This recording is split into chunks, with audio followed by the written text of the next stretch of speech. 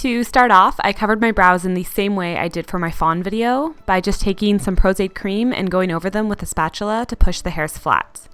I used a sponge to help control how much product was left behind and then powdered everything down after a few layers.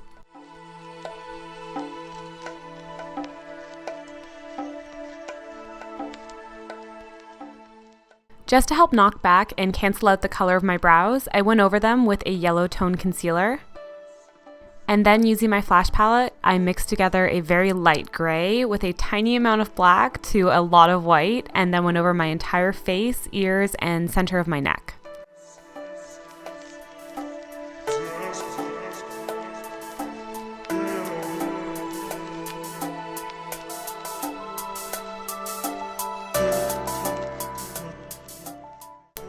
I, of course, almost forgot to powder again, but make sure to go over everything with a setting powder so the shadows that will go on top will blend easily. From there, I wanted to start creating a more rounded eye shape, so I started with a gray shadow and laid out the curves on either side of my eyes. Then I followed that with a matte black eyeshadow to deepen the colors and create better contrast.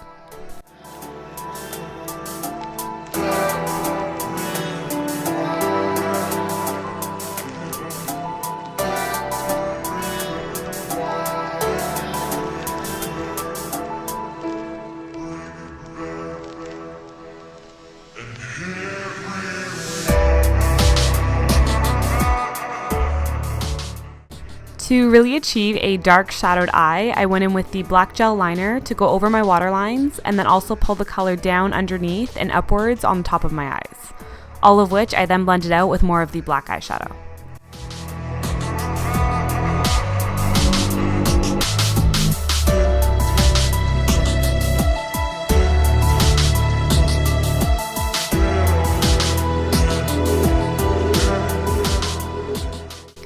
A lot of Tim Burton's characters have dramatic eyebrow shapes, so I wanted to create a more melancholy look by slightly curving the insides upwards and keeping the rest of the brow flat.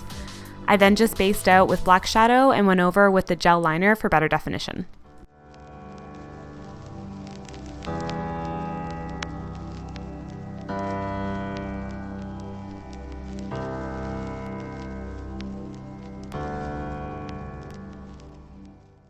To get a really soft blend around the eyes, I took a matte white eyeshadow and focused it first on the center of the eye shape and then blended it into the gray and black.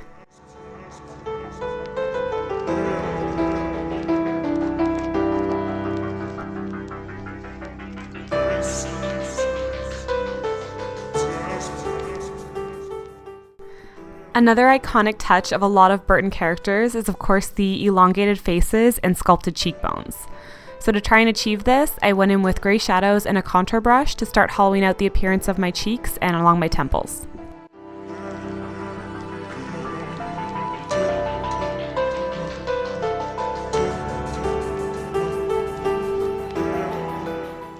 Following that, I also wanted to make my nose appear far more slender and almost pointed. So I took the same gray shadow on a smaller brush and just contoured the sides of my nose and along the tip.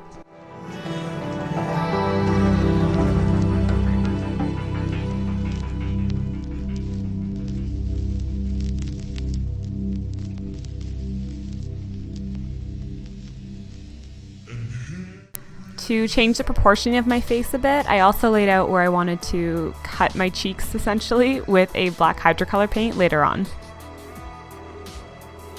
Then with the black Hydrocolor, I used a detail brush to create sketch lines across my face.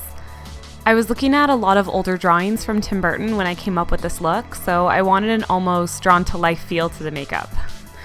I created some short, quick strokes around my eyes and along my nose, and then grouped lines together along the cheeks and temples to enhance the contours.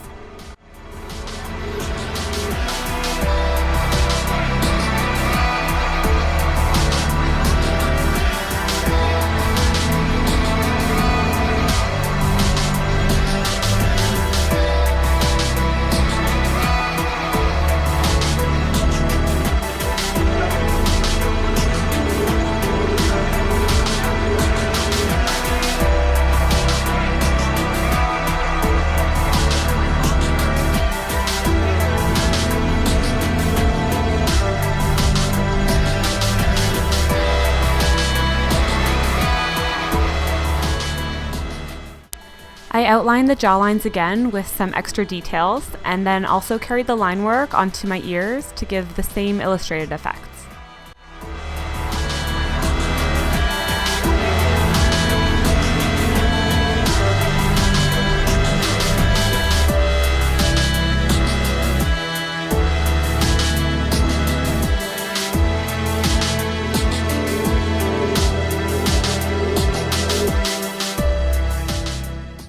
For the lips, I wanted an ombre type effect with black and gray, so I used a black lip tar and focused it on the center, and then by adding in different amounts of white to the outsides of my lips, I slowly built up the gradient I was after. Takes a little bit of playing around though.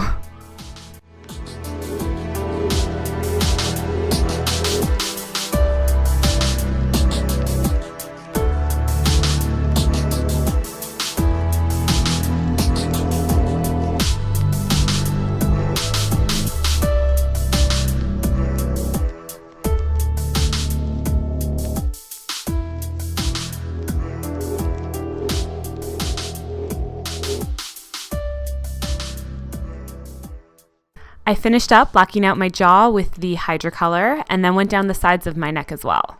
My idea being that this would give an illusion of a super slender neckline.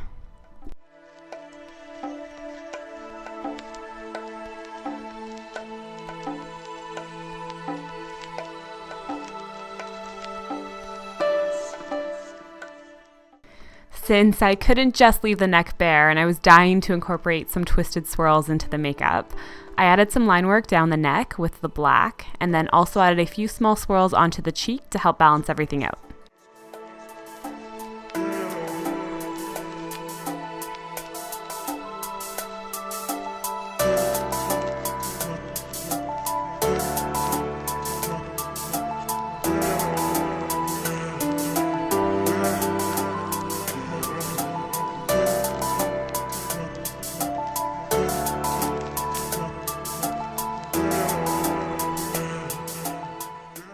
My finishing touches were to add some lashes both to the top and bottom of my eyes, and then threw in a pair of black contacts and a black wig to help keep everything monochromatic. The wig was just a long black curly wig that I clipped up on each side for the appearance of pigtails, and then I added on a skull hand hair clip.